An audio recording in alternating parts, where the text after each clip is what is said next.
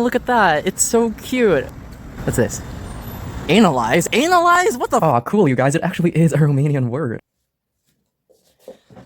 Hello. Hey everybody, Danny here live from the SNSPA dorm rooms. It is time to analyze my own book.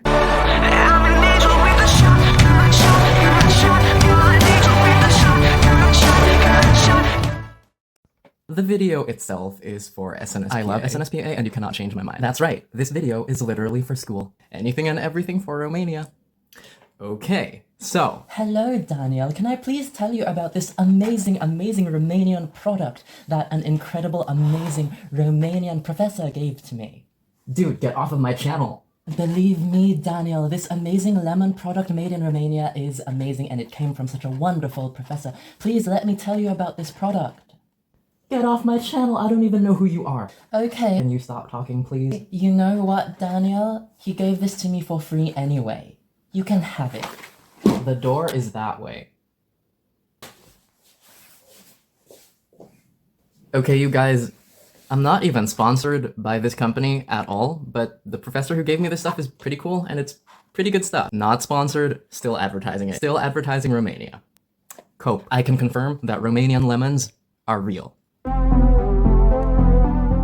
Ready for the scripted part of this video. It's coming anyway, ready or not.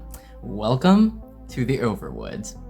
It's handwritten? I will answer that question myself. It absolutely was handwritten before I first put it on a computer. Now, the Overwoods is 50% torture, 50% psychological. It definitely messes with your head and inspired by true events. I am on a time limit and a deadline, so yes, I am reading off of a script that I put together within... We're not even gonna talk about how quickly I put it together. No, this is different from my real-life breakdown and in-person analysis of a fictional torture film, which I did in class a couple of days ago, and I'm so sorry for the people who had to see that in real life.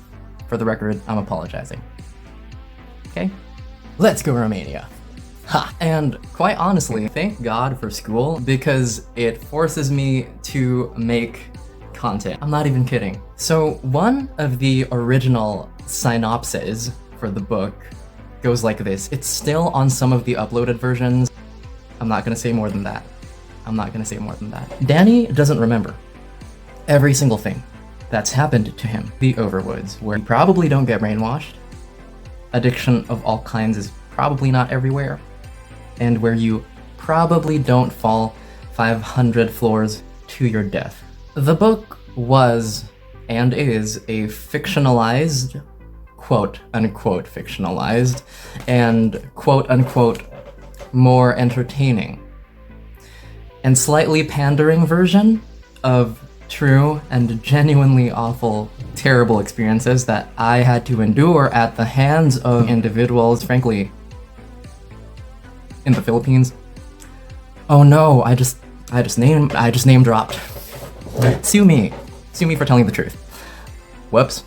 Anyway, the main character, Danny, has to go through an extremely high number of uniquely different actual forms of torture and of abuse and also of gaslighting. Some of those things are related to and tied closely with religion and the abuse coming from people who act and pretend like they are leaders. The thing with the character, Danny, who, if anybody read, the people who know me and they read the book, they can see that the character is based on me. When Danny was really young, when he would try to get out of the situation, one way or the other, whether it was by telling people or trying to change the situation, he couldn't, because these very influential, powerful religious people, they had a certain amount of influence, so like nobody would listen if the character would try to tell anyone. That was the original version of the book. I used the word pandering, right? I did make it a little more, slightly more palatable for certain audiences on certain platforms. They look like they're people, but in reality, they are literally Satan and the devil in apparent human form. Pretend like they are leaders. So in the book, this slightly pandering version, in the attempt to restore justice for a 14-year-old child who was murdered, who Danny thinks he's never met. The book, while Danny and a few other people try to solve this mystery, it's very slowly reveal all of the things that Danny needed to go through just to get little things that everybody else already has in their lives. How bad does it get for Danny? Why does Danny have PTSD? Why does Danny have multiple therapists?